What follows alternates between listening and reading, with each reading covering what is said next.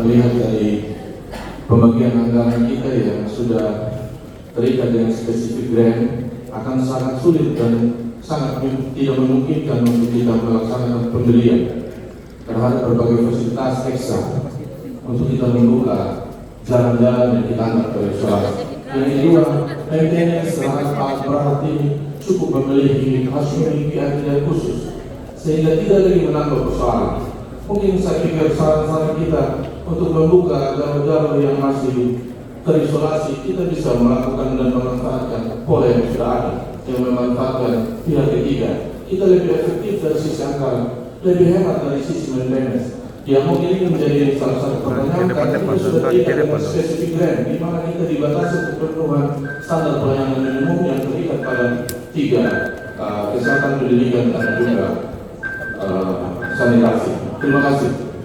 Baik, terima kasih atas pertanyaannya paslon nomor urut 1. Jawaban boleh dijawab oleh calon bupati atau calon wakil bupati. Waktunya 2 menit untuk paslon nomor urut 2, dimulai dari kata pertama. Silakan.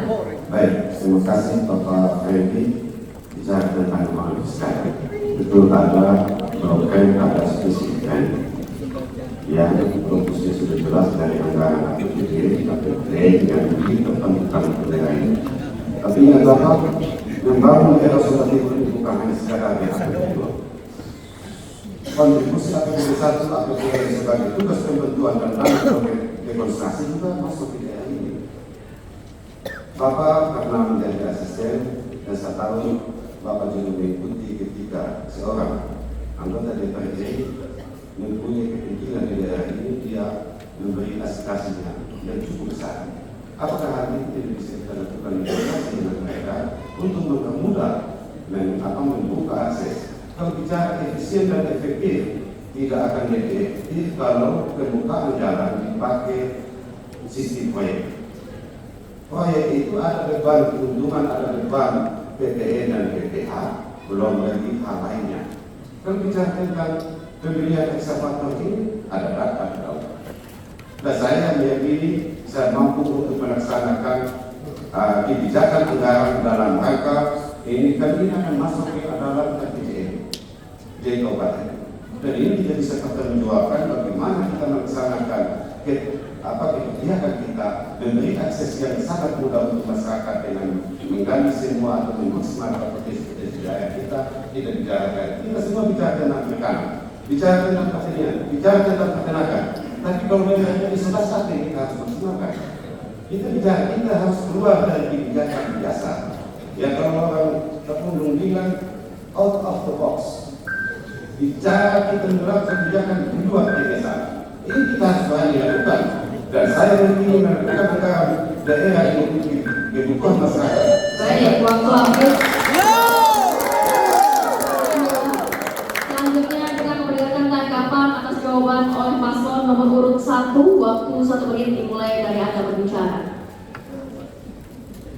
Baik kakak saya yang saya kasihi, dalam pemerintahan kita diatur dengan aturan. Kita butuh kepastian dalam merencanakan sesuatu. Kalau kita bilang keterkaitan kita dengan APBN, ke APBD 2, belum ada kepastian yang kita bisa pastikan. Kalau dalam aspirasi itu menyangkut dari kewenangan di pusat, apakah dia pasti? Itu menyangkut dari keinginan seseorang. Bagaimana siapa yang menjamin kalau dia memang tidak pasti memang?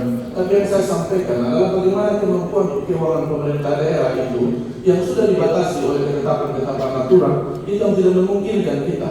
Bukan saya bilang itu program tidak baik, tapi tidak memungkinkan dari sisi anggaran. Itu yang menjadi alasan saya untuk menyampaikan supaya kita semua mendapat pencerahan, mendapat gambaran. Dan kalau itu sekiranya bisa dijelaskan.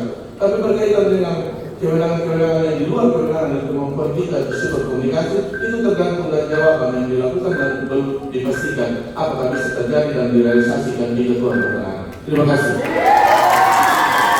Baik, untuk pasangan calon nomor urut 1 dan juga 2. Kemudian kita lanjutkan ini untuk pasangan calon nomor urut 2 ke nomor urut 3. Jadi pertanyaan diberikan oleh paslon nomor urut 2 selama 1 menit. Jawaban akan diberikan oleh paslon nomor urut 3 selama 2 menit. Tanggapan atas jawaban oleh paslon nomor urut 2 selama 1 menit. Kami silakan untuk paslon nomor urut 2 untuk memberikan pertanyaan. Baik, kita bicara tentang demokrasi, yaitu sistem pemerintahan dari rakyat pada rakyat untuk rakyat. Yang menjadi pertanyaan saya tentang kepada paslon 3 untuk Kokoyon, kira-kira bagaimana pandangannya Kokoyon tentang maraknya. Kalau di Sumba Timur itu ada namanya pencuri hewan ternak, ada perampok. Sedangkan dalam pemilu kada Kabupaten Sumba Timur ini ada di daerah-daerah lain yang selain mengambil partai milik orang lain untuk menjadi mobilisasi politiknya untuk mencapai kekuasaan itu. Sesungguhnya sedangkan partai yang dimiliki olehnya sudah cukup sebenarnya untuk mengusung. Pertanyaan yang kedua, Pancasila dan Undang-Undang 45 adalah sumber hukum yang sudah pas, tapi ternyata di sini ketika kampanye ada sila ke-3 dan sila ke-5 dikotak-atik. Sesungguhnya itu bagaimana penanganannya Kokoyon? Baik, waktunya habis. Kami ingatkan sekali lagi Bapak dan Ibu mohon tenang untuk pelaksanaan jalannya debat kedua. Kami mohon sekali lagi untuk ketenangannya, untuk kelancarannya di debat kedua kali ini. Kami mohon tenang. Baik Bapak Ibu, kami mohon tenang.